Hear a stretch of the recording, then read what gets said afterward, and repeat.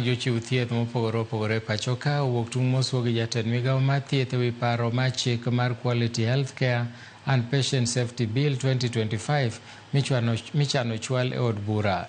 Paro ni chano mar rido chike mag thieth ahinya to ne ute mag thieth moriwo rango rang'iny mar thieth, ler e kind mamoko. Ka bende obiro miyo go ut thieth kod jochiw thieth fwai mar siling' milion 50 kata higni 10 e jela poni gidhi ataro mar chike.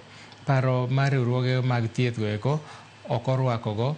Gikoni gisebedo ka negichako thagore kode chakre higa mar 2017 to pok noketgi e chik.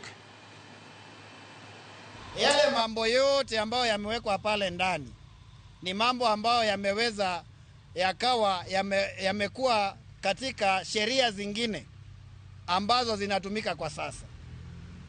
Na tunaona ile shida ambayo ipo ni ya kwamba hatujakuwa tukitekeleza zile sheria ambazo ziko na pia zile sera ambazo tumeweza kuweka kama Wizara ya Afya. And we are telling Honorable Duale,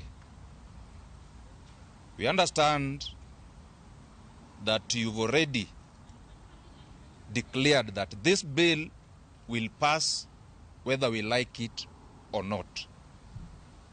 We want to remind you that we are citizens of this republic, other than being healthcare workers. We also depend on the healthcare services that are being given in this country, ourselves and our families. We are not going to allow anything that is going to deteriorate or make our healthcare more weak.